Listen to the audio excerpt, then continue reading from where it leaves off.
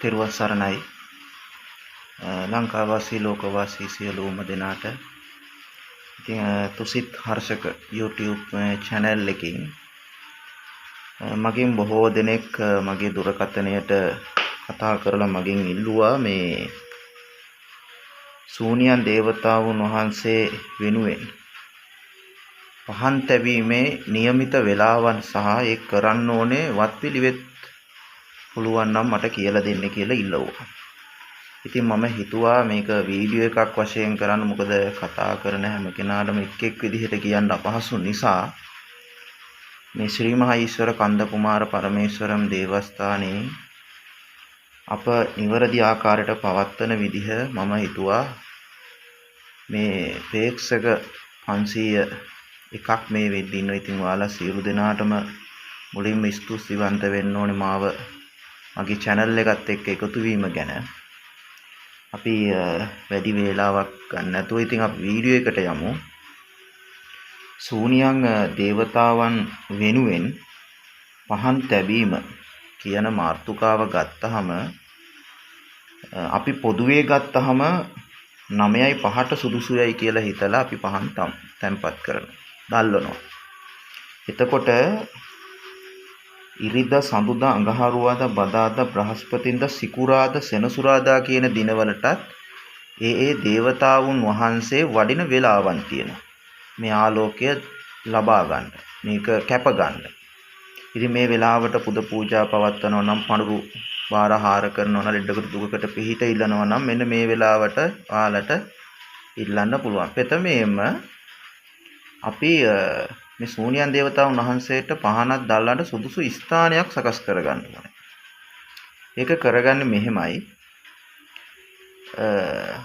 ඔයාගේ නිවසේ ප්‍රධාන දොරටුවේ දකුණු පැත්තේ උළුවස්ස කණුව තියෙනවනේ. මේ කණුවේ ඉඳලා අඩි 9ක් ඉදිරියට යන්න. ඊට පසුව නැවත අඩි 9ක් ඊශාන දිශාවට පැත්තට ගමන් කරන්න. මෙන්න මේ ස්ථානයේ 4 හෝ 9 කොටසකට මේ ස්ථානය වෙන් කරගෙන මේ සීමාවක් කරගෙන පහන් කණුව හරියට 4 හෝ 9 මැද පහන් කණුව හිටව ගන්න. පහන් කණුව හිටවගෙන ඉන්පසුව මේ ආලෝක දහරාව වැටෙන්න ඕනේ භූමියෙන් එළියට. ඒ කියන්නේ ප්‍රධාන පාරක් තියෙනවා නම් ඔයාලා ඇතුළන වැට කඩුල්ල තියෙනවා නම් ඒ වගේ වැටෙනවට කමක් නැහැ. නිවසට එළිය වැටෙන්නේ නැති වෙන්න. මේ ආලෝක දහරාව තැම්පත් කරන්න නැත්නම් දෙන්න දේවතාවුන් වහන්සේට පූජා කරන්න සකස් කරගත්තා වූ ආසනය හොඳින් පිරිසිදු කරලා කහ දියර ඉහලා දෙහි ඇඹුල් ටිකක් හොඳින් ඉහලා මේ ස්ථානයේ වටට සමම් පිච්ච හෝ පොකුරු පිච්ච හෝ ගැට පිච්ච මල් පැල ටිකක් හදන්න පුළුවන් නම් ගොඩක්ම හොඳයි. මෙන්න මේ ටික කරලා ඉවර වෙලා මම බොහොම කෙටියෙන් කරන්නම්, මොකද වීඩියෝ එක දික් වෙන නිසා. ඉරිදා රාත්‍රී 9ත් ඒ වගේම 9:45ත් අතර ඉරිදට පහන තියන්න පුළුවන්. ඒ වගේම සඳුදා රාත්‍රී 9ත් 9:45ත් අතර පහන් ආලෝකය දැල්වන්න පුළුවන්. ඒ වගේම අඟහරුවාදා රාත්‍රී 8:20ත් රාත්‍රී 9:05ත් අතර ආලෝකය දැල්වන්න පුළුවන්. බදාදා රාත්‍රී 9ත් 9:45ත් අතර පහන් ආලෝකය දැල්වන්න පුළුවන්. ඒ වගේම බ්‍රහස්පතින්දා රාත්‍රී 8:20ත් 9:50ත් අතර ආලෝකය දැල්වන්න පුළුවන්. ඒ වගේම තමයි මේ සිකුරාදා රාත්‍රී 9ත් 9:45ත් අතර ආලෝකය දැල්වන්න පුළුවන්. මේ සෙනසුරාදා කියන රාත්‍රියේ 9:45 10:45 අතර ආලෝකය දැල්වන්න පුළුවන්. ඉතින් මේ ආලෝකය දැල්වන්න ඉස්සෙල්ලා මෙන්න මේ වෙලාවට රිදී තහඩුවක් අරගෙන, මේ රිදී තහඩුවේ හෝ තඹ තහඩුවක් අරගෙන හරි 4 විය යුතුයි.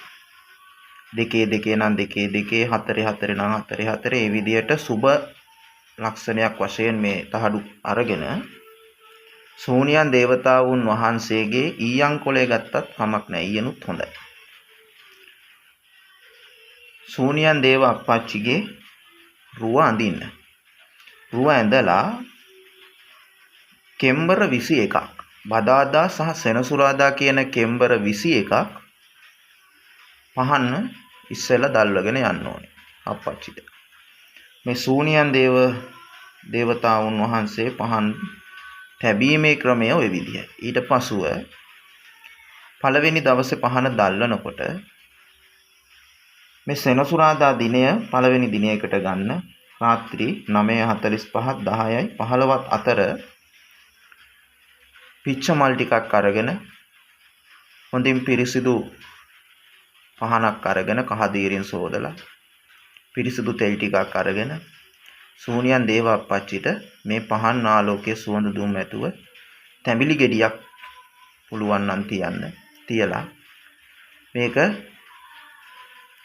ගම්බාර අප්පච්චිට සිවමස්තු නමෝ රාමා කන්දසේන සමාගමන් කියන ගාථාව දැහැන මේක පාවිච්චි කරන්න පුළුවන් පින් දෙන්න පාවිච්චි කර හැකි.